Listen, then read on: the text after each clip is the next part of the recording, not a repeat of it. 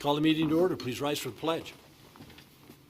I pledge allegiance to the flag of the United States of America and to the republic for which it stands, one nation under God, indivisible, with liberty and justice for all.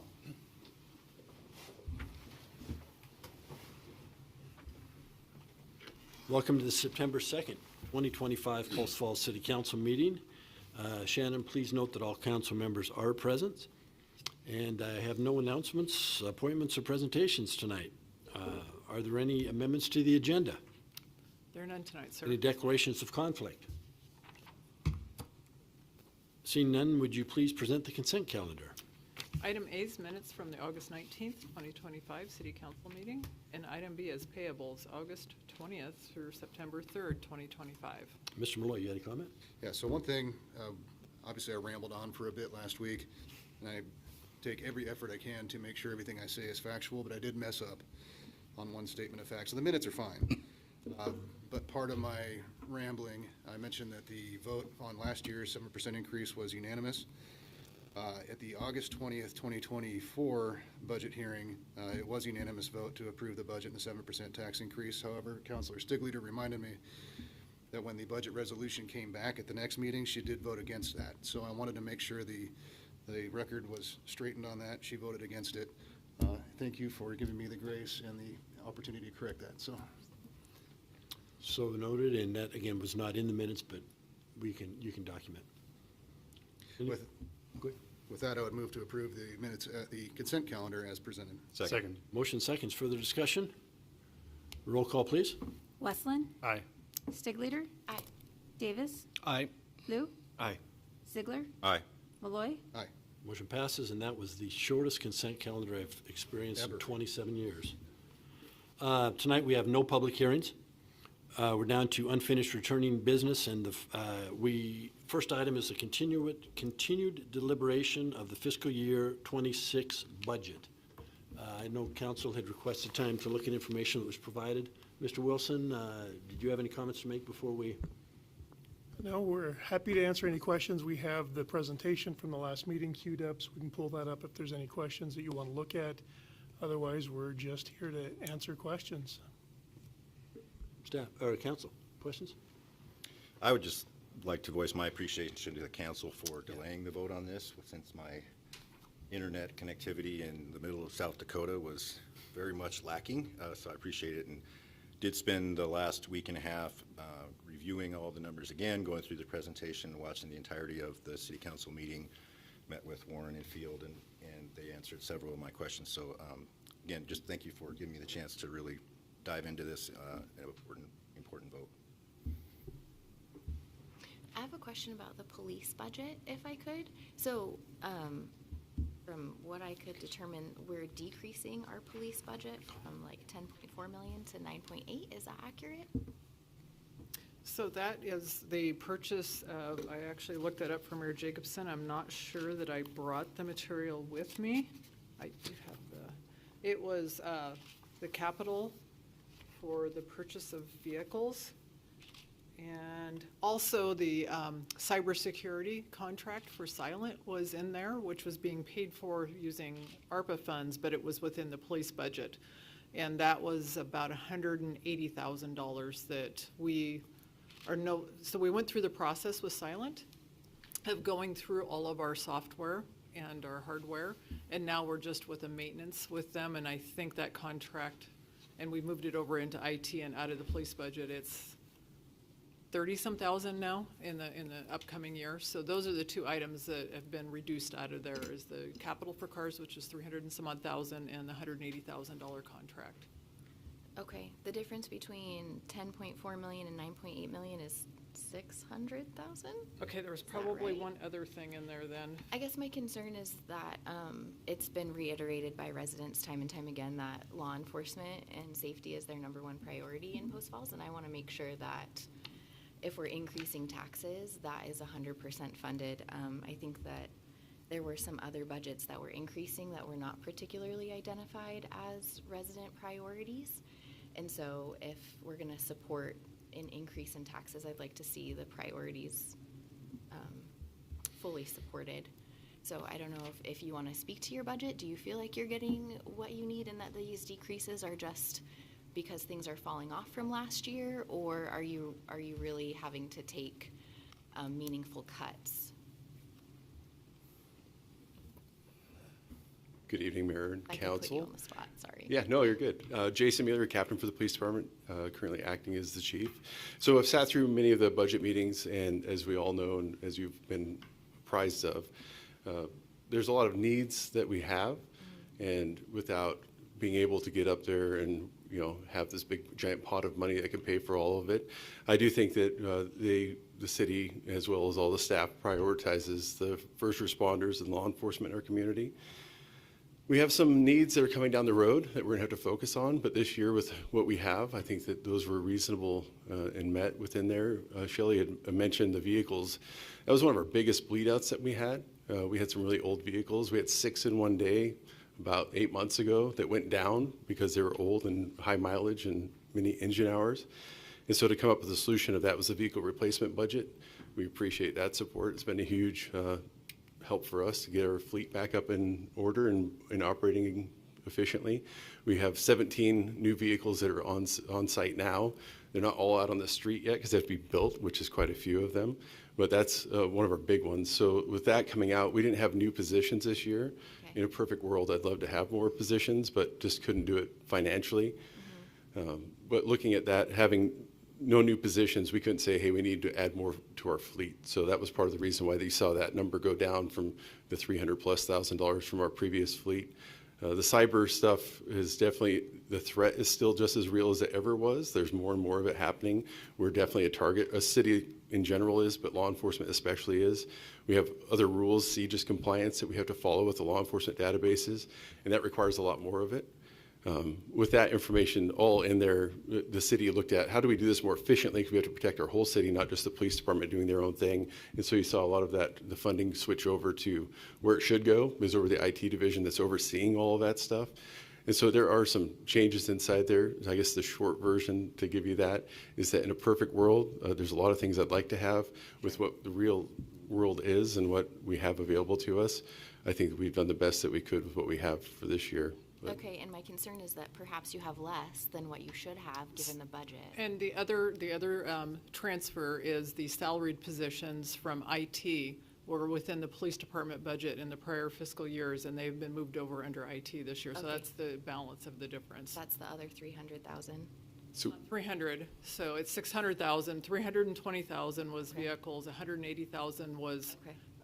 the cyber, the silent contract, and then salaried position, or Okay. I shouldn't say salaried positions because a couple of them are IT hourly. positions. But the positions for IT were transferred out. I feel like most of the emails that I get and a lot of what we hear here at City Council involves more resources from your department, for better or worse. And then also what I feel like I hear is that our police are stretched very thin, Right. which is unfortunate and not at Yeah. all what our goal is when we're allocating budgets. So again, I guess my question necessarily isn't, given the resources that you've been allotted by city administration, are you doing the best that you can? But do you truly have what you need to do the best that you can for the residents of Post Falls? And that's what I would like to make sure that you have. Right. And if not, I would request that if we are going to take a 3% increase, that money be reallocated in a way that does provide for your department. yeah, and I appreciate that. The support's huge, and our community support's enormous. We go out there and see, we're very fortunate, and it's not taken for granted. The relationship we have between the police department here in Post Falls and our community is second to none. And I've been a lot of different places, seen a lot of different things, and I can promise you that's true. One of the things I don't, it's a hard thing to answer for you. If I had a wish list of things that I could do, I could give you a million things that I'd like to do to make it better and more efficient. I think some of the things down the road that we need to really focus on, prioritize. I think this year I sat through most of the meetings because I kind of came into this partway through. I think this year we're considering where we're at, and I know you're all in the same position of how to make the best you can with the funds that are available and making decisions of what to do. I think that some of the priorities down the road for us is looking at the staffing numbers, and I can justify for why we need more. And Are we making do with what we have now? Yes, but we need to come up with a serious conversation down the road and talk about how do we grow and how do we continue to grow to keep up with our need here in the city. So there's more to come. I think this year's budget, sitting through what I did, I genuinely feel like city administration is looking out for the police department as well and understanding that that's a huge priority of our city. And if we don't have a safe city, we don't have a lot of other things that we like to have in this city. And so that is no matter how you look at it, that's something we have to do. I think they have done that. I just think we have limited resources, and I can give you a million different things that we could improve and get better. What are reasonable right now and what I could say that would fit within our parameters that probably wouldn't. I think now we have it pretty good for what I saw. So in the middle of the budget season, we won't be having a conversation again about how we can allocate more money to the police department from some other general fund source that we have to come up with. You have what you need for the rest of the year. Yeah, if I'm really crafty and I can figure out how to get money from other people, then I might ask you, but. Well, some people's budgets have increased this year, and that's really my concern. Yours Yeah. has decreased, and some others, even though they're having decreased revenues, have increased. Yeah, So. and I would say Shelley and Jason both would be good ones to talk about that. I think some of the increases too, and just looking at, there might be a specific project inside there, but also of transferring, like the IT division where she was mentioning that. We used to have our own IT that were PD employees. And if you look at the big scheme and growing, like making sure that we as citywide are taking care of all of our infrastructure from wastewater to freshwater to our infrastructure here at City Hall, we have to consolidate that and share our resources. We were kind of a siloed, we had a lot of experience, we still do, on cyber threats. And now we're spreading that wealth and also putting it in one division, being more unified as a city. And I'm all for that. I think that's a good way to move forward so that we're growing together and not just a silo that's growing off to the side. Okay, if you're comfortable with it, then thank you. I'd just say too, that if you look at some of the unfunded needs that staff has addressed, there are items in there that if additional funds come in, they're identified needs for Yeah. officers, equipment, 100%. et cetera, Yeah. so. Some of our big priorities too, at the police department side of it too, and we talked about this at length. We looked at, council and the mayor were all supportive of us increasing our pay for our officers, and that was much needed. We had to have that. Like truthfully, it was a bleeding out issue, and that was resolved, and we're competitive. We have to remain that way, right? That's the city's goal to do that.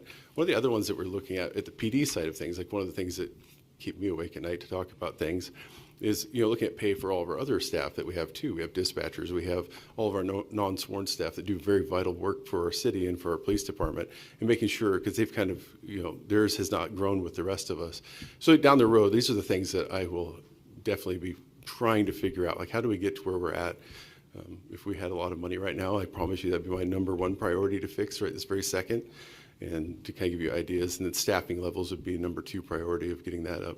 But we could break that down later on too, but I don't have the exact numbers in front of me. But for every police officer position we have, to do it correctly, we have to be able to get equipment and outfit them and train them. And we found that a lot of entry-level people really fit into us as a city culturally really well because they have established roots here, they want to be here, they want to give back to our community. And we have to invest more in them on the front side because we have to train them and outfit them. And so all that's really expensive, and so sometimes you look at that, like the mayor just mentioned, those are unmet needs that are down the road. I'd love to have them.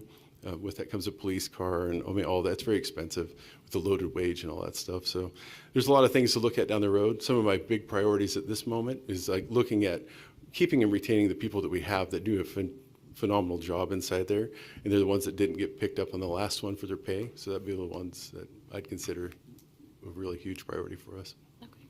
Thanks, Kevin. Thank you. Other comments? Mayor Jacobson, may I add that we will be coming back in October or November with the unfunded needs through the fund balance. And included in that is $208,770, which is a quarter of the contract for the body and car cameras. There's a lot of money that's identified for the cameras, yeah. Yes, so there will be a request for the PD along with the other items that you've seen, but that will come back, and that is not to increase taxes or increase budget, just it's part of the fund balance As request. funds are available. Yes. Thank you. Comments? Can I just keep going? You go.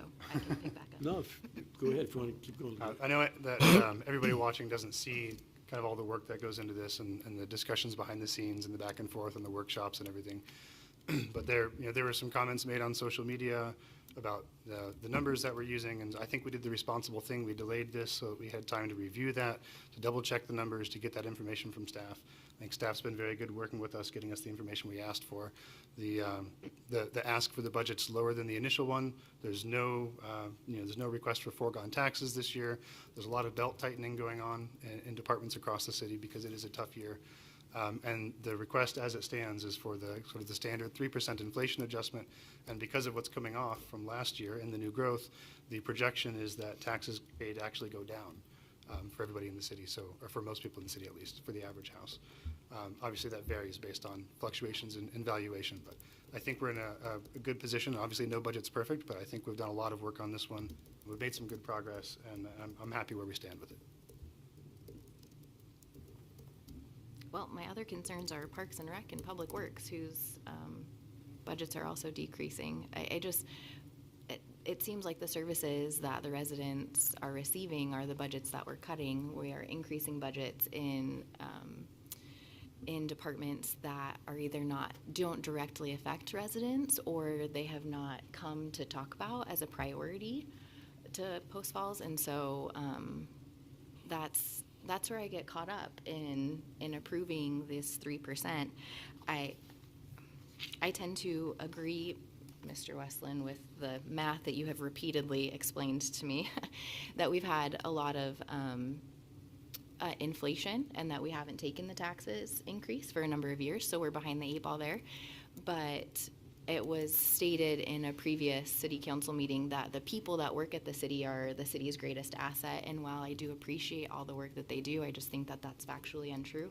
I think that the residents of the city are the greatest asset to the city, and they have come repeatedly to say that they are not comfortable with a budget increase, that they are unsure of what is happening in the city, that they want more resources allocated to certain areas, and I think that it is our job to make that abundantly clear to them. If we need to take the 3% increase, it shouldn't be difficult to explain why budgets are increasing and decreasing. Like, it should be very simple and easy to see. Well, it's, they have what they need, and that's why the numbers are here. So if everyone is getting what they need and we feel that we're being judicious with the dollars that we're spending in the way that we're spending them, then this year I suppose I can be comfortable with a 3% increase if again, for a second year in a row, I ask for additional clarity. I know that I asked for a list of cuts that would be made or efficiencies that could be made, and most of that was a wish list of things that people want that they can't have.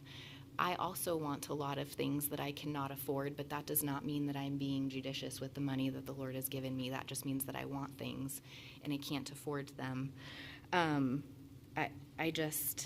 That's where I'm struggling. I think the community development department's budget is increasing, but their revenue is significantly down this year than it was last year, and we've actually budgeted in their revenue for this upcoming year that it will increase over that of what we budgeted last year, and that just doesn't seem to be something that will be truthful. Mr. Fair, your department is taking a budget decrease as well this year, if I understand the numbers correctly, and I think the Parks Department, second only probably to the Police Department, is the great love of the residents of Post Falls. And so I think that it is a difficult decision to really get behind and support in the community when the 3 biggest service providers to the residents of Post Falls, Police, Parks, and Public Works, are taking a decrease, but we're increasing our budget overall. Yes, it is a decrease in taxes, but that's because we're growing and we're relying on annexation and new construction dollars to meet our needs, which is not okay, and that bill will come due. I think 3 is better than 7. It's better than what we could have taken for 1 year. If the police are satisfied, if you were not satisfied, sir, my vote would be no this year, unless things were reallocated and you got what you needed. Dave Fair, I'm willing to make that stance for you as well if you tell me that you're not getting what you need, but I want to make sure that those are the areas that we support. It's what people say that they want. It's what I think our job is to do, and that's what I'd like to see. Sorry, I think that's my little spiel. Joe, did I keep up with you last week? Not quite as Still long, got huh? at least 15 Okay, minutes to all go. right, all right. Come on. Dave, you want to? Dave Fair, Park and Rec Director, for another 4 months. But who's counting, huh? But I'll be here, no, it's a lifetime thing. I appreciate what you're saying, but just like our acting chief said, we can stretch, we can find ways. Maybe my department's luckier where we're looking at where our revenue centers are. We're going back in and we're really looking on that, preparing for next year. We don't expect the services to go down this year through what we're doing. So we're comfortable. Okay. It doesn't mean that we're getting everything we want. We're not. We have it every year, but we can do it. Okay. Okay? Every year, staff gets together, department heads, administration, they go through, and probably 10 years ago, they brought us, the goal was to bring forward to council a balanced budget. And what that entailed was, instead of department heads getting together and fighting about, I want this and I want that, they all came together and they met on several occasions to formulate a budget that was acceptable, that was doable, and fair to all. And, you know, it used to be one department would say, no, I'm going to have this and not be willing to give that up. But then what you saw is collaboration amongst the department heads and administration when they brought that forward. And I think that continues through this budget. Yeah, if we had a lot more money, there's a lot of things we could do, but we don't. And sometimes departments get increases and sometimes they don't. You know, I think, Captain, you pointed out, last year, we had to expedite a planned raise by 6 months to compete with local agencies. We had fund balance to enable us to do that. Sometimes we have fund balance, sometimes we don't. And if we do have fund balance, we use those funds to apply them to the unmet needs, which, if not funded, come forward to the next budget year. So it's not a dollar amount that you give back to the taxpayers. It's a dollar amount that is being used to meet the needs required to provide those services to the taxpayers. And, you know, we don't have an endless purse, and as a result, we can only do so much. But if additional funds are received, that's where some of those unfunded needs are met. Conversely, if we receive less funds than projected, which I think was 2023 and 24, I think it was 30,000 and 400,000. You know, we have to use the remaining fund balance to cover the needs that weren't funded by the anticipated revenues. So, you know, it's a balancing act, and I think we all need to understand that budget is a budget based on projections. And I would dare anybody to show me a point where projections were accurate. They're going to be higher, they're going to be low. And you make the decisions for a budget based on the best information you have available at the time. And I think staff does a great job of doing that, and I think the departments are working great together. And I think it's critical as we move forward that you know, we continue that process. Anybody else? I would echo what you just said, Mayor. I think there were some comments made that basically said that as council, we didn't receive enough information. I think we got a plethora of information. The other hard thing that we face is the information that's out in the community, and we're not going to get into that, but I think when we talk about the citizens and the citizens want, the citizen want, I completely understand, and we want to listen to every citizen. But with the enormous amount of misinformation that's out there and confusion, there are times that we have to go back and we have to look at staff that are the experts, that have provided the data that is real, and look at it and make our decision based upon that. So I commend the entire staff for the over and above work that you put forth, and I absolutely appreciate it, and I think that we've been given a great deal of information to be able to make our decision on. So thank you. Kind of a general comment. No, you had your time last time. This one's going to be short, I promise.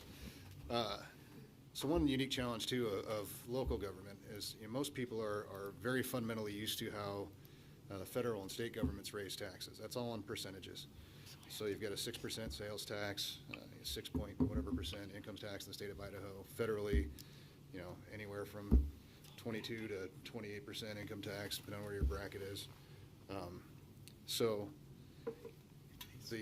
And this isn't blaming the state or federal government or anything, it's just, it is what it is. But on a percentage basis, their taxes are essentially inflation-proof.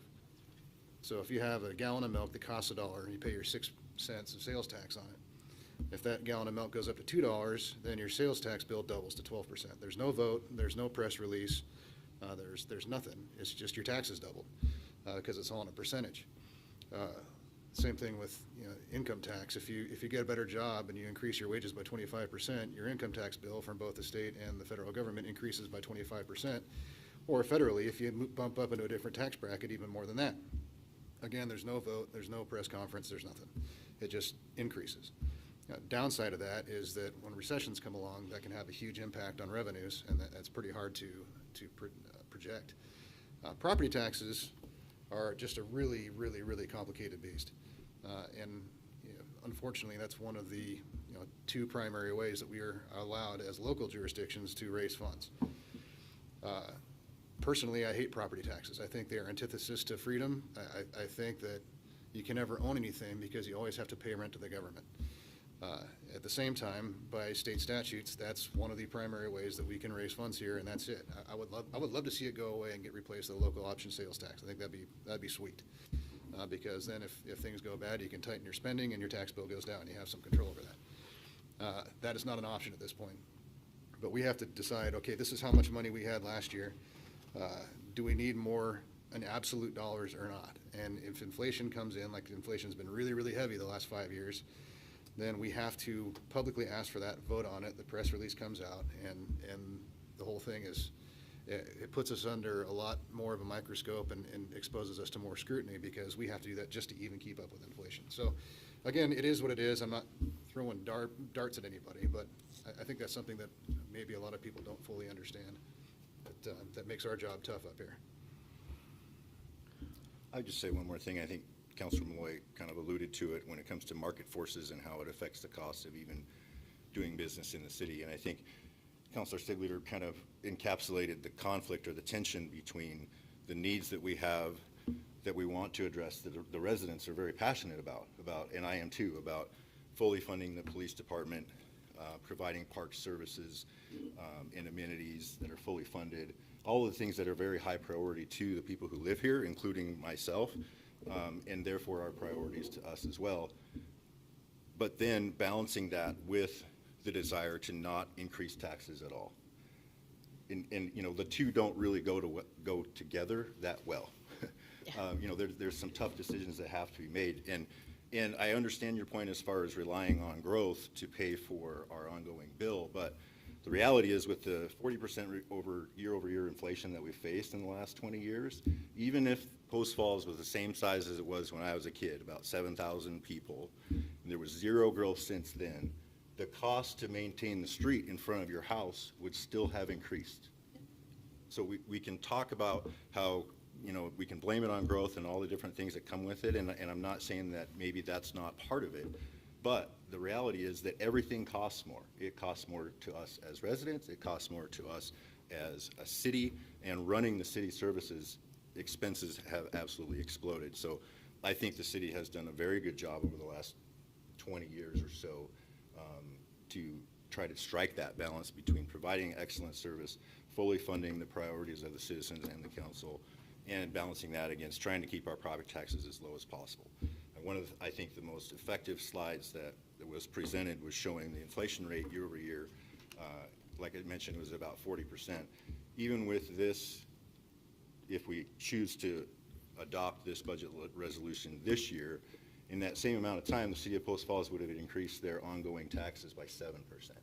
So I think we are doing a lot of things to maintain efficiency. I think that it's a great example that Captain Mueller brought up about consolidating the police department IT into, or Acting Chief Mueller, apologize, consolidating kind of the siloed police department IT and cybersecurity into the broader scope of the entire city, which is an increase in efficiency that changes kind of money, budget allocation, but also provides that expertise throughout, so we're not kind of double dipping for the same service. So I think the city has done a lot of those types of internal things to promote efficiency, to be able to function with a low tax rate that we continue to enjoy in the city. And as difficult as it may be, I think the 3% increase in light, especially of the sunsetting capital investment tax that we had last year, and some state property relief that we know is coming, is a pretty reasonable investment.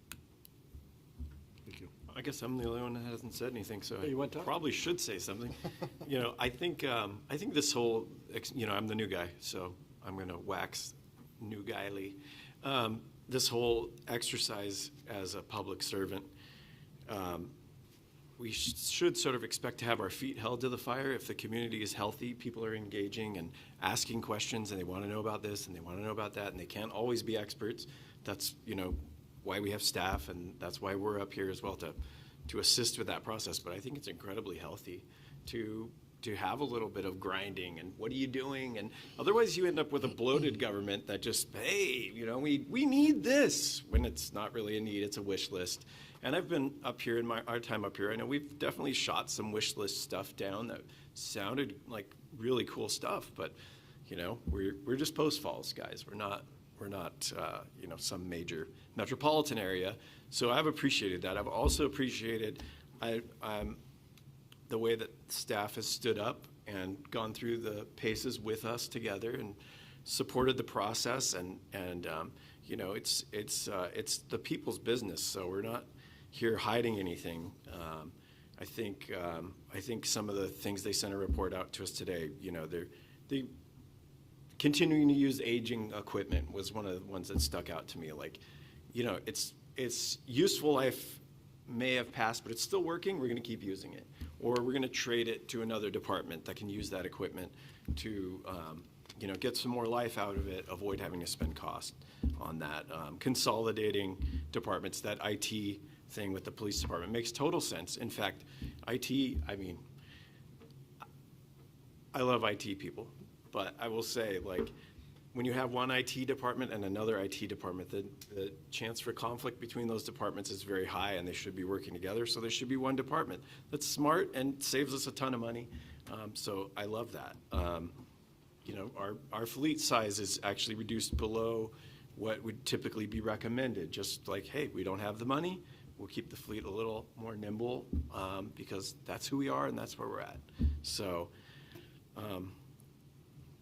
That's my thoughts, and I've appreciated this whole time with you guys and you guys enduring me. So, thank you. It's interesting, when you look at levy rates, our levy rate is about half of what it was 10 years ago. And, because of appreciation, I understand that appreciation has increased significantly. About a third, About a third? yeah. But it doesn't mean your tax bill goes down. And the other thing is, even if we did not take the tax increase for a year, your tax bill could have gone up because the other taxing districts that you pay taxes to, a lot of them continue to take the increase. I compare ourselves to other cities, and I think we've done a yeoman's job. I say this because I didn't vote on taxes. I haven't voted on taxes for 12 years. But I think council's done a great job of not taking tax increases if they weren't needed. We did rely on growth. And yeah, can you do that ad infinitum? No. But if it was there and we utilized those funds to help fund us, I think if you took 3% a year for the last 14 years and look at where we would be now, our citizens would be in a much less favorable position than they are right now. So I don't like taking tax increases any more than anybody else. Believe me, it affects me. I get to pay it too. But I think councils over the last number of years have done a very good job as far as being stewards of the taxpayers' money. And again, we can't control the other taxing districts. So I appreciate all the comments that have been made. I appreciate those who wish to see things done a little differently, money allocated differently. I appreciate all that. That's what you're up here for. So, I thank you for your interest and your concerns. That being said, we closed the public hearing. This was deliberation. We're going to need a motion, and is it for the fiscal year ordinance? Is that what we're talking about? So the first item up for consideration is just the sort of deliberation. So normally you would make a motion on the presentation, and staff would bring back an ordinance. So Okay. in this case, we have brought back an ordinance as the second agenda item. So you need a motion, though, to, It would be to either approve the budget as presented or something different. okay. And the budget as presented included a 3%. Correct. Correct. That And if you motion? want to do something different with, it'd be nice to know in your motion what that is, because we'll have to bring that back next time. That will also impact the next item, which is the foregone resolution, because we have to file the L2 on Thursday this week. So we need to be able to fill in that blank on the form for what the amounts are. Okay. Entertain a motion. I would move to approve the fiscal year 26 budget as presented. Second. Motion seconds, further discussion.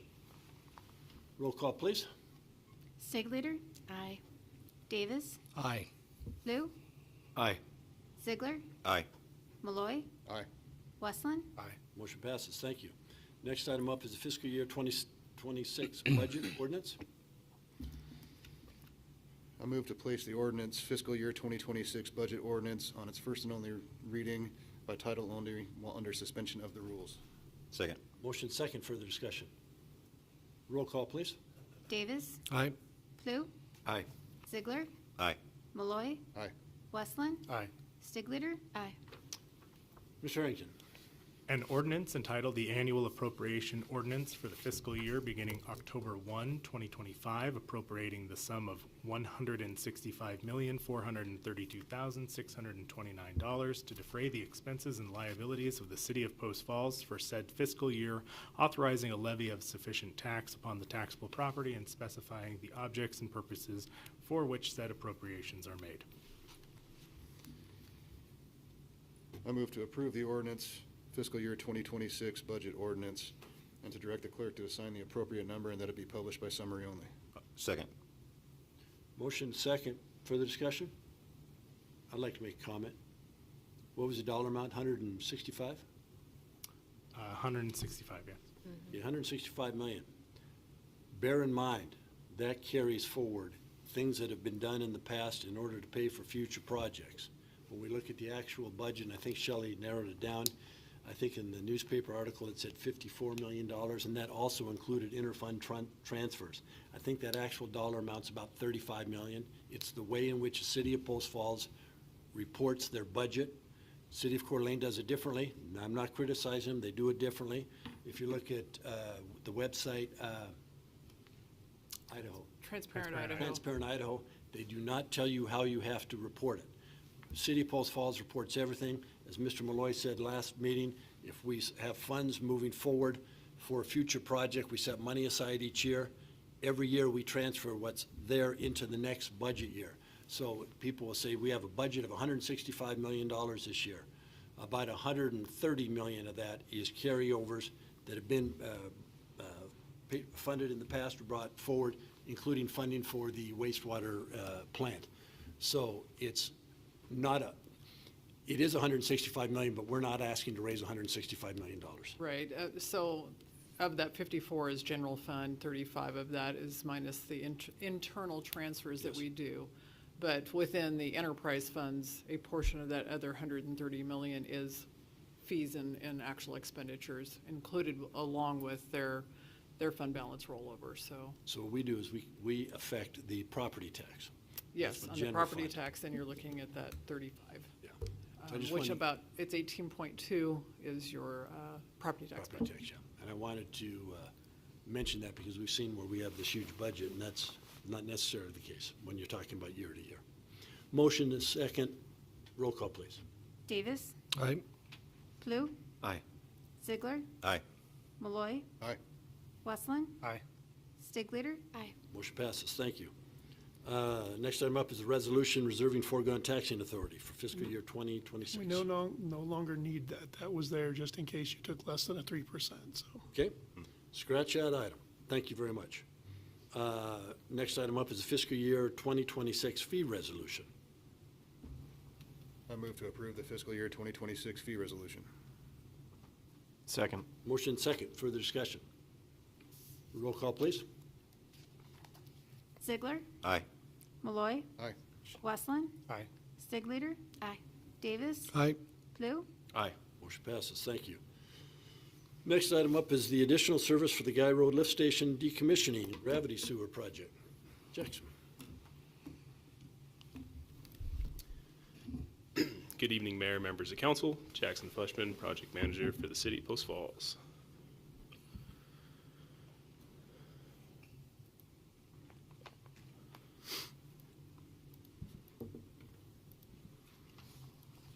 right. Evening.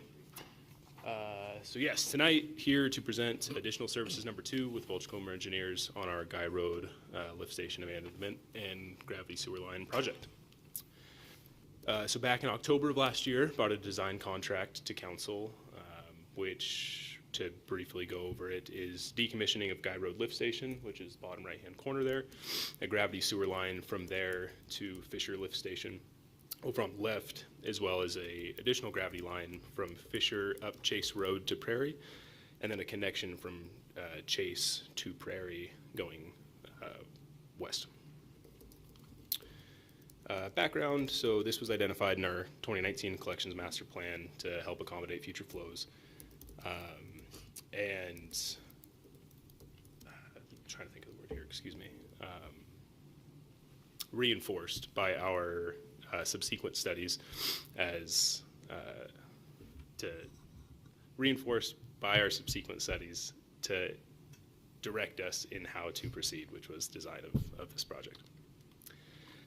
So why am I actually here tonight? So the additional services tonight, there was a reprioritization of the design and construction of the Chase Road trunk line specifically, to be revisited at a later date, and I'll dive more into that in the next couple slides. And then there were some several design additions identified, large one being design and coordination with East Green Acres Irrigation District. There's quite a bit of their infrastructure along that Fisher corridor. And a couple other items, connection points for our future Fisher lift station, the new future lift station. Some disturbance limits. There's concern with some soil out there, and at least the section from Chase west along Fisher, we'd really like to make sure no one's house ends up in a ditch. So we're making sure those limits are identified and we know what we're looking at before we're in a hole 26 feet deep.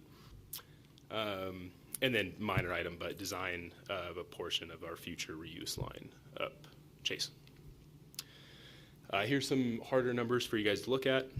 So a total deduct of 64.5, and that's preliminary, final design phase credits and a bidding phase credit, and a total addition of 69.6, which is what leaves us with the $5,100 amendment. Broke them out to the side so you can kind of see the table. The numbers that are italicized together equal the number that are above it, so it's a bit confusing. But if you look at those numbers, specifically the reuse line and East Green EGID water line, so it's easy for you guys to see, the 34,000 there is a significantly bigger lift for Welchcomer design-wise than it is for the ADA ramps and the road profile, making sure our ADA ramps are up to code. So just kind of showing how some of those numbers are broke down. This is a really good map that kind of illustrates when you compare it to the previous map of what portion of design we're paused at. So the portion that's in yellow, which is the Chase Road section, and then the connection on Prairie, that's been brought to a 60% design. So we have those plans at 60% ready to continue. The larger focus was finishing this alignment on Fisher and then taking staff energy and moving that towards construction of new Fisher lift station, which will just be north of the existing Fisher lift station. That is currently in a scoping phase to get a design contract, which you guys will be seeing in the coming months. Some pictures of existing Guy Road, the station, and financials. So the original contract approved last October by council was $450,000 with a $25,000 management reserve. Additional services one was approved by our public works director, and I think it was for additional survey. Specifically, that's where 2,000 of that number has gone, so I just want to illustrate that. And then the $5,100 amendment tonight would leave us with a remaining contingency of $17,900. So I'm not actually asking for any additional money approved, just kind of illustrating, showing you guys where some of that money is gone and what we're getting with those dollars. Funded through the same budget. Looking to have bid-ready documents here this winter, and then looking to bid this winter into spring with an intended spring start in 2026. Any questions? Questions, Jackson? I don't know if you've told us this already, but what happens to the decommissioned lift station, that space that it's on? Currently, there are no plans. I don't have a great idea of where that's headed. I think John and Craig both could help answer that question for the future. curious. That's I genuinely I'm not sure off the top of my head. John, you want to come up? Move the water down. My leg's asleep from the budget hearing, so. John Beecham, Public Works Director, sorry for stumbling up here. We've done this in the past, and it depends a little bit on the nature of the parcel the lift station sits on. So if the one we did at Howell Lift Station was on an easement, we vacated that easement back to the adjoining property owners because we didn't need all of it anymore. We still needed for a pipeline to go through, but not for the larger station itself. So if it was on an easement, that's what we would do. I would need to look at the specifics of what this one is. If it is a parcel, it would come to you all. We could declare it surplus and auction it off if we chose to do that. We could also retain it for some other infrastructure need. I believe it's on a corner, so sometimes you want that for intersection purposes or something like that. Okay. But, I mean, I'm just looking at rocks and gravel and ugly fencing, just wondering. It's a relatively small site. Most of these are something like 75 feet by 75, so it's not, Yeah. we would make it grass. look nice when we're done. Okay. But we would make it look nice in a low maintenance sort of way, not in a lawn sort of way. Okay. Parking for the R2 that was approved, just northeast of it, right, or southeast of it?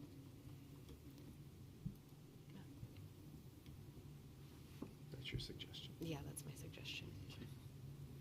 Any comments? Entertain a motion. Thank you. I move to approve the additional services for the Guy Road Lift Station decommissioning and gravity sewer. Second. Motion second. Further discussion. Roll call, please. Malloy. Aye. Westland. Aye. Stiglater. Aye. Davis. Aye. Flu. Aye. Ziegler. Aye. Motion passes. Thank you. Thanks, Jackson. Thank John. you, Council. Next up is new business, updates to rules of procedures for meeting and public hearing. Mr. Harrington. Good evening, Mayor and Council.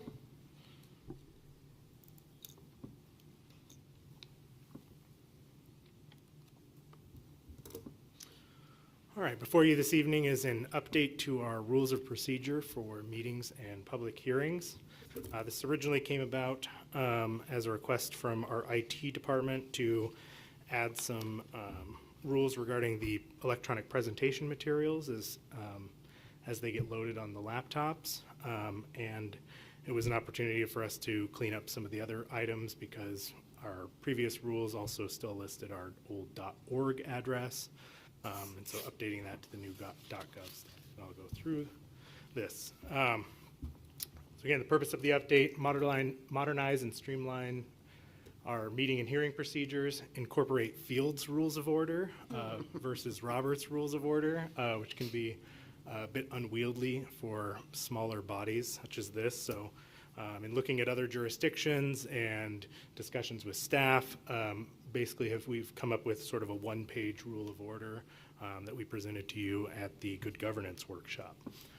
Again, to update the city contact info and electronic submission practices and just clarify some other minor items. A little bit history. Back in 2019, we established sort of the baseline rules for deadlines. Focus was only on land use hearings at the time. And then in 2021, we added the written testimony deadlines. We shortened those down. We introduced the sort of 200-word brief written testimony, which we had allowed, but wasn't sort of formally in the policy, and expanded on decorum and happenings inside the public hearing. In 2022, there were some changes in case laws that clarified the difference between disruption versus sort of criticism, as well as privacy concerns about having people give their address when they come up to testify. So they do need to fill it out when they fill out the form, but they don't have to come up and say it out loud during the public hearing.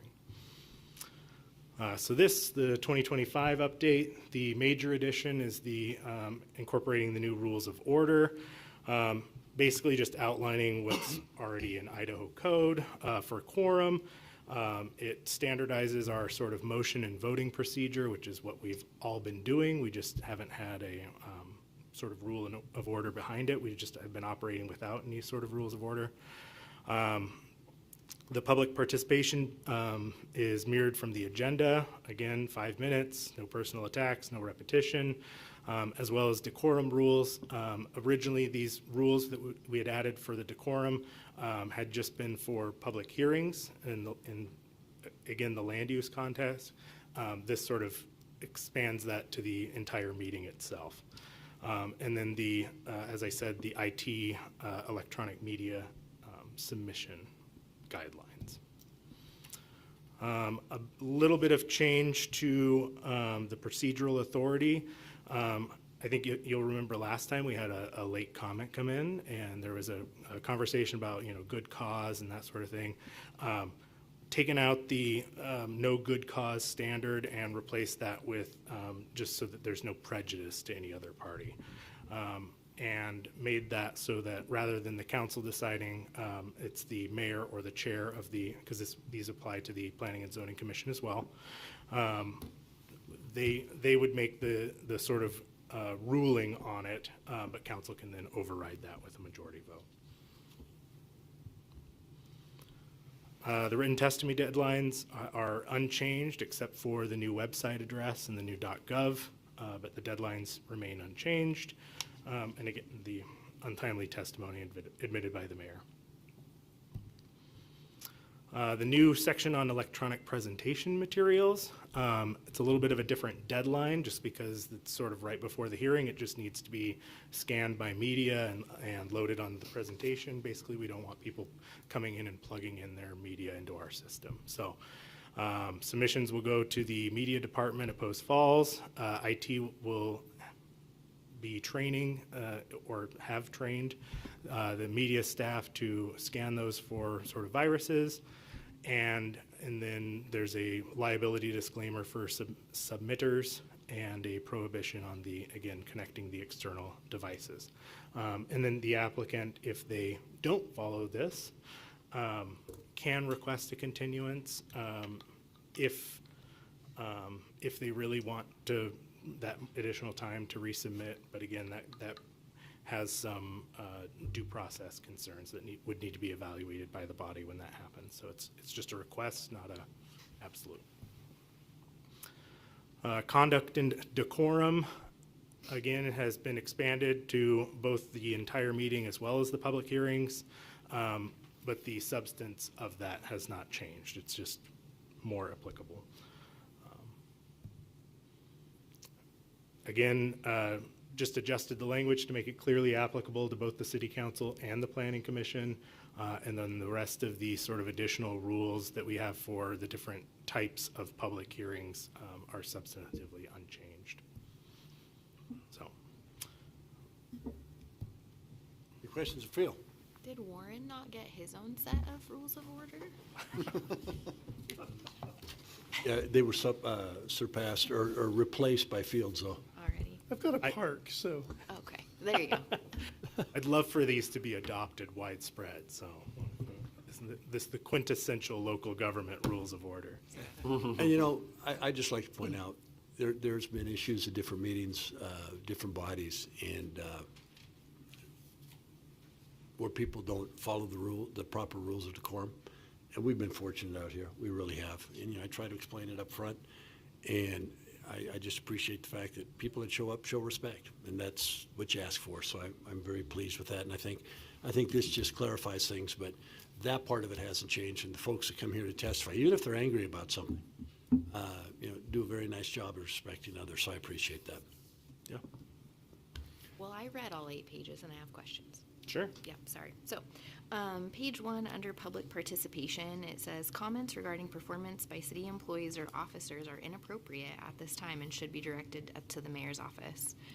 Actually, as long as they follow the rules of decorum, I don't feel like that's appropriate. I feel like residents should be able to comment if they have something to say about their interactions with any city staff here, to say it directly to council or the mayor, as long as they follow rules of decorum. So generally that falls into, so what can happen in those situations is it can become a personnel issue.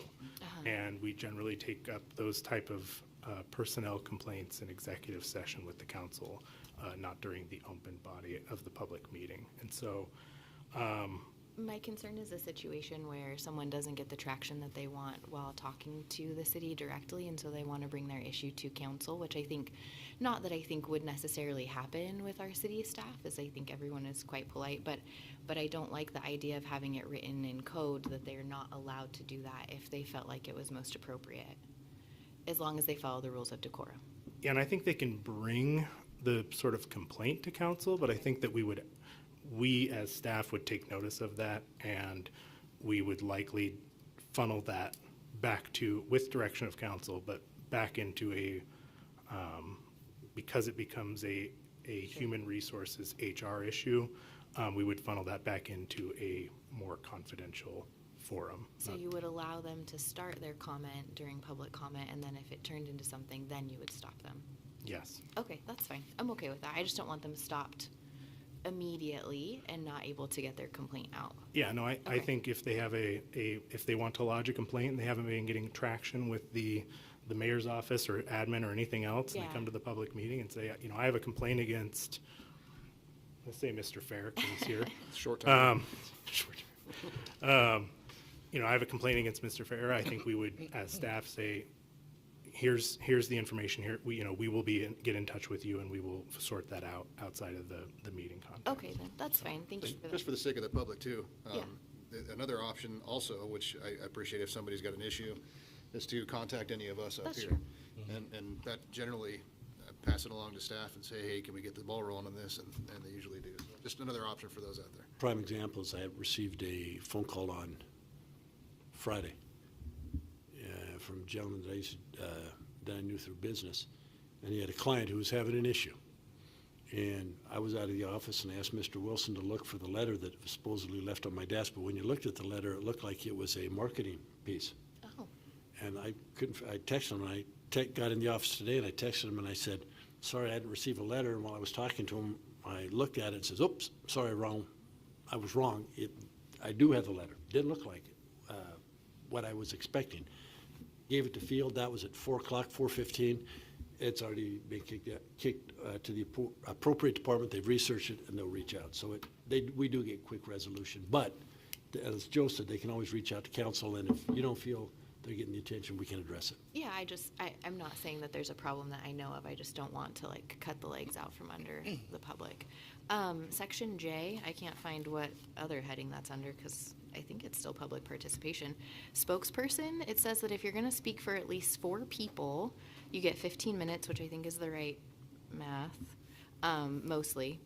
But it says that you have to let the clerk or the city clerk know 6 calendar days in advance, but the agenda itself doesn't come out until Friday before the Tuesday meeting. And if we're talking about non-written testimony, I don't think that this is appropriate, I guess is really where I'm going with this. I think that even if you're going to speak for 4 or more people, allowing the city clerk to know before the start of the meeting when we submit the paper for written testimony seems reasonable enough to me. I think it's very hard 6 days before, especially if you don't know what's on the agenda, to be able to say you're going to speak for 4 people. So specifically, J for the spokespersons is under the public hearings section. So that would be specifically for noticed public hearings. So Yeah. they will have advanced notice, not the Friday notice before the agenda gets published. Yeah. So it's and what this is trying to capture is it's really encapsulating the same kind of the deadline for written testimony being 4 business days. Basically, you're giving sort of that advanced notice, but they would know what they're testifying to because the notice, along with all of the information that's required with publishing the notice, like the application, all of the information that they would be speaking on, they will have the advance notice of that. It's not this isn't applicable to just public meetings. It's only for the the public hearing section. But this is still for speaking on a public hearing, and we don't require that those people give advance notice. So if this is still about speaking during a public hearing, I just don't understand why the rules are different, and I don't think that they should be. Sure. And we adopted this rule last time. This is largely unchanged from the existing rule that we have now. I know, but you asked me to look at it No, this time, so I understand did. that.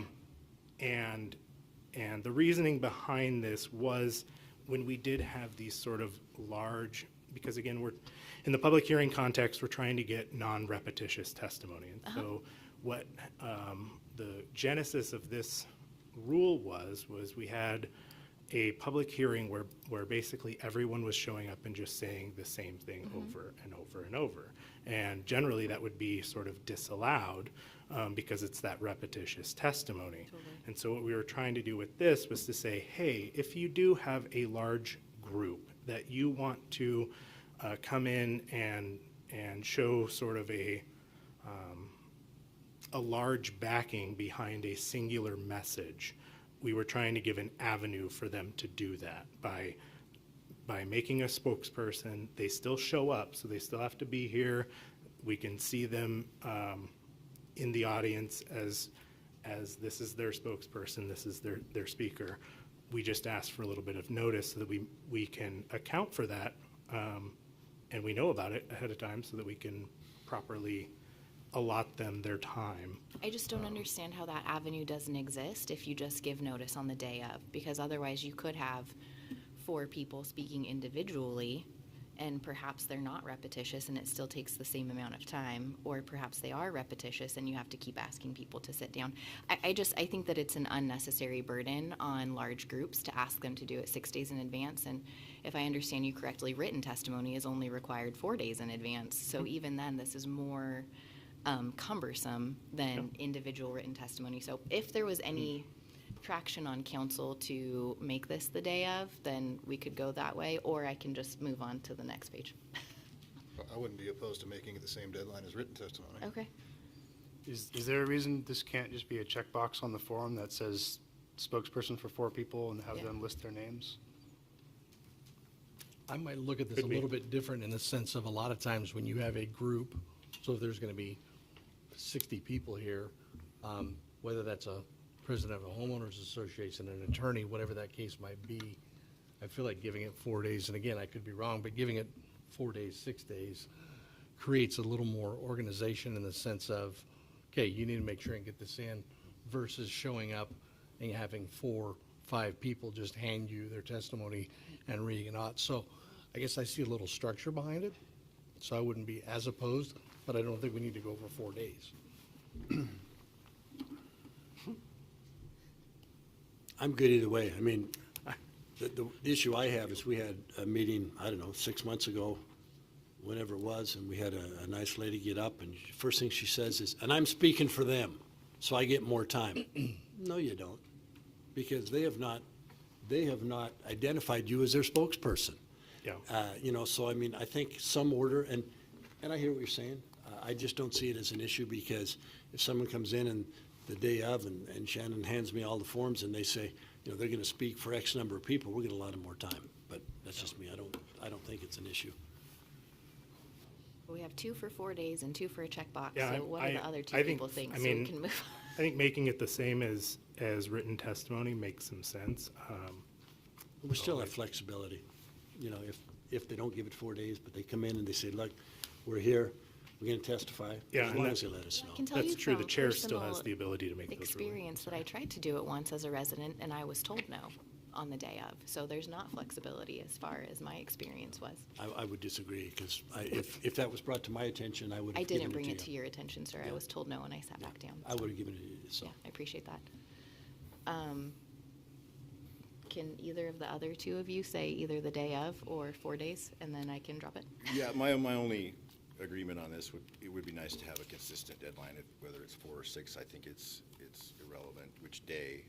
I actually think that providing some structure for a large group to have a spokesperson works in the group's advantage, because as we've seen, if there's multiple people who want to testify in a public hearing and they're essentially saying the same thing in their allotted time, I think there's a lot of detail that each of them would miss. Totally. Which would, to me, be able to be captured with a spokesperson that's much more organized. Everyone has a lot more time in their private time, when they meet, to make sure that every point is addressed, and then having 15 minutes of a more thorough summary would actually work in their advantage. So providing some structure, I think, would actually benefit the group to make sure that all their ideas are being expressed to council. But I agree with you. I think, the day difference seems a bit arbitrary, but I don't think it's a big issue. For the sake of continuity, the deadline for submission of written testimony is the close of business 4 business days before the date, whereas this says 6 calendar days. So Okay, so they would be the same it's generally pretty effectively. close, but because we're working on this, I do think having them be the same Yeah. 4 business days Right. makes some sense to be continuity. Oh, I like order. I don't like last minute changes. I like things to be well organized. So, but I also don't want the bar to be too high that it's like arbitrarily restrictive if someone, Samantha didn't get her chance to ask for more time. I can see that happening. So I would, just as long as the bar of entry isn't set high arbitrarily, then, so I think I'd be shorter amount of notice. Okay, then 4 days, are you okay with that, since I brought it up? We Okay, all right. We're thinking 4 calendar days? 4 business days. 4 business days. So that way it's the same as written It's the testimony. same as written testimony. Okay. Do we sweet. want to address holidays? I'm just kidding. Oh, don't get me started, no. And then, oh shucks, this is F of, I think, the next section, appeal of planning and commission decisions. Is, in this particular paragraph, there's no language for like the dollar amount that it costs for an appeal. Sorry, this is page 7 when I printed it out. That's helpful. Is there a cost associated with this, or is there truly not? Page 7F. Yes, appeals of quasi-judicial at the top of Yeah, page yeah. 7. Yeah. The appeals of quasi-judicial decisions of the Planning and Zoning Commission are scheduled as a de novo hearing before the City Council. Appeal hearings will be conducted in accordance with these rules. So your question is whether or not there is a fee associated with Yeah, it? isn't there a fee associated if you want to appeal your, does it need to be listed in here? There is, and Okay. it does not need to be Okay, listed in 'cause this here is just- because this is just covering the sort of rules to follow during the public hearing. Oh, that's the end. Okay, thanks. Absolutely. So, Anybody else? I would move to approve the updates to rules of procedure for meetings and public hearings with the caveat that the deadline for written testimony and a spokesperson are made to be the same language. Second. Motion second, further discussion. Roll call, please. Westland, Aye. Stigleader, Aye. Davis, Aye. Klug, Aye. Ziegler, Aye. Malloy. Aye. Motion passes, thank you. Next up is citizens' issue, and this section of the agenda is reserved for citizens wishing to address the council regarding city-related issues that are not on the agenda. If anyone wishes to address council, step forward. Seeing no takers. Administrative staff reports, we do have one, and that is the update on the use of the CCTV truck.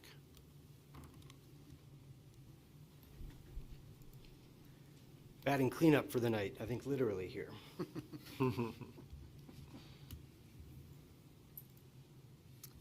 Good evening, Mayor, members of the council. I'm Craig Bornpole, Utilities Manager for the city, and I'm going to give you a quick update tonight on the Water Reclamation Division's use of our closed-circuit television to inspect our sewer system. We'll get into some of the details as the presentation goes on. A bit of background on our collection system. We have a relatively young collection system. It was started in 1982, so luckily we have a lot of modern materials in our collection system. It's made up of over 4,200 manholes, 29 lift stations. There's 194 miles of gravity sewer line and 26 miles of force main. And all of this system moves on a daily average 2.8 million gallons of water per day to the water reclamation facility. So constructing this infrastructure, we often end up with pipelines deep below ground, very difficult to access locations, areas that we don't really want to go if we don't have to. We do construct manholes so that if we do need to go down there, we can. But again, these are difficult areas to access, and we don't want to send staff down there unless it's absolutely necessary. But there's a lot that goes on down there that we can't see just with our own eyes from these manholes. So companies come up with ways that we can send remote vehicles down there and get eyes on what's going on, and that really helps out our operations of the system. So this is one example. This is actually ours. This is, we call it a tractor, and it's a remote operated vehicle with a high definition camera on the front. And this does several things which increase our efficiency of operating the sewer system. We can identify and prioritize problems before they surface. We can complete accurate locates when accuracy is absolutely necessary, down to the foot level to reduce impacts from construction. We can confirm the connection status. As a prior slide said, we started in 1982, and when we were sewering the city of Post Falls, there were some individuals who did not connect at the time. There may be questions of if somebody is connected or not. We can run the camera down there and confirm if they are connected or not. And then it also helps us out with pretreatment compliance. We get wastewater from industry and businesses, and we have rules that make sure we're not getting wastewater that we're not able to treat, and this helps us go and look and make sure that that's not coming down in. So this is the remote operated vehicle. This was done as part of a purchase in 2024. We came to council requesting authorization to make this purchase, and we didn't end up with the truck and the equipment to do the work. We got the T66 tractor, we got the 32 times digital zoom, the ICAS mini for inspections and reports, all this, but there was still something missing on our truck.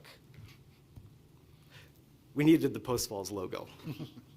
I will admit, when I heard that the truck was going off to get its logo, when it came back, for whatever reason, I had a vision. We had all this white real estate on the side of the truck. It was going to be big. And then it came back and I said, well, at least citizens will still know this is a City of Post Falls vehicle when it's out there operating in the system. So that logo is important, even with all the other stuff that comes with the truck.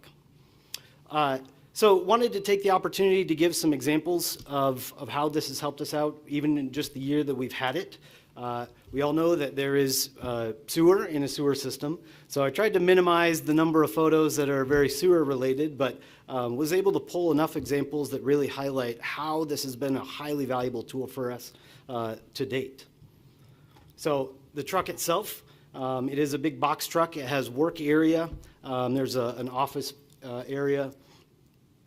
As I was putting these slides together, I realized I need to ask our operators how they keep the chair from rolling around while they're driving around. But that workspace is in the back of the truck, and then in the far back of the truck is where the tractor is deployed from. It has tools and other work areas if we need to do some maintenance, clean it off, obviously, when we bring it back up from the collection system.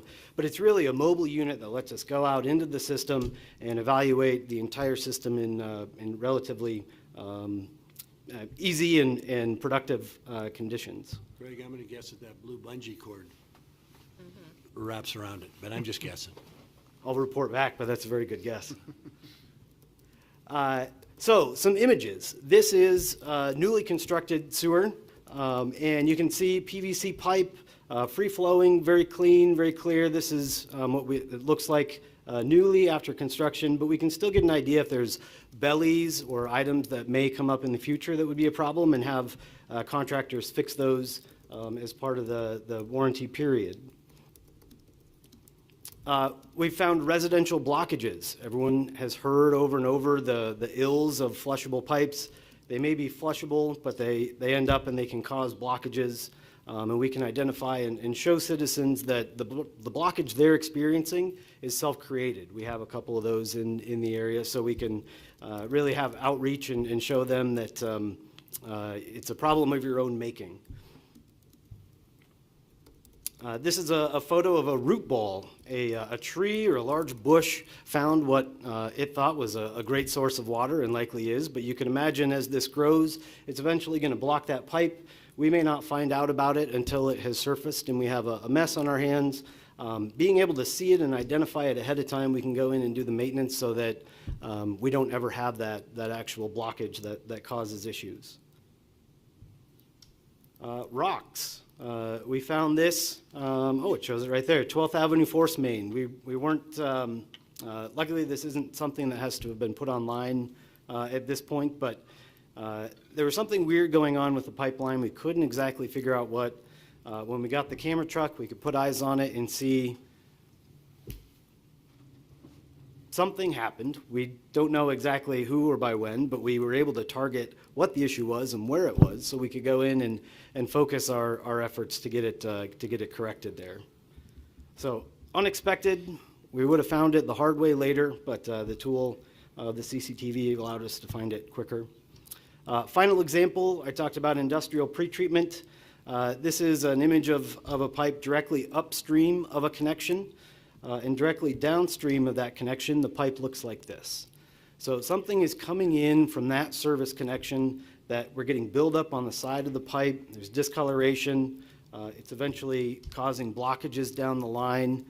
So we know exactly what connection that is. We can go talk to that property owner and see what exactly they're doing in there that is causing this. Again, a good outreach tool to say, we know it's coming from you.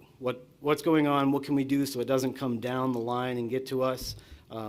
Seeing that pipe, we have tools that can then go in and do some maintenance on this, try and get some of this off so it doesn't become a bigger problem down the line. But yeah, helps us to be proactive in our operation of the collection system so that we're finding a problem before everyone sees the problem, so to speak.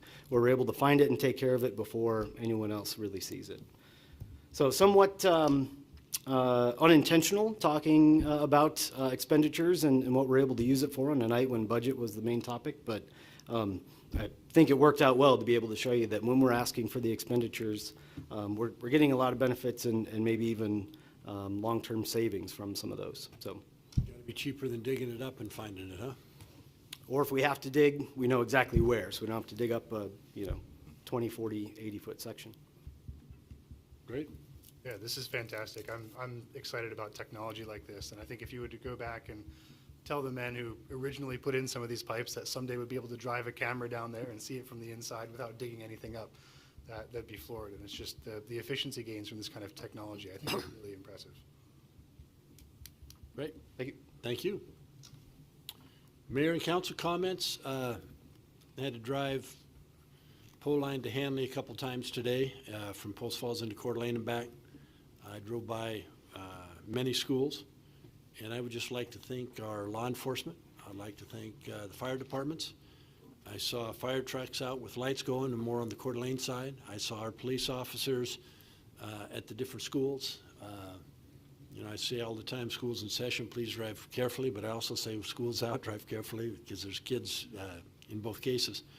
But it is very nice to see our first responders out there and keeping the fact that there are kids present foremost in all drivers' minds. So thank you very much, and hopefully we can get through the school season without any tragic accidents involving little ones.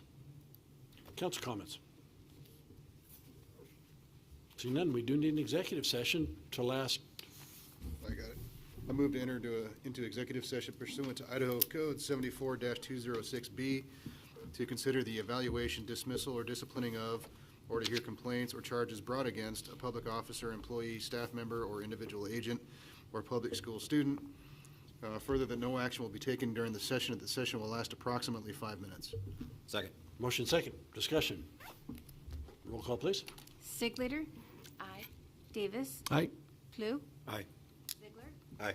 Malloy. Aye. Westland. Motion passes. Thank you. We'll enter executive.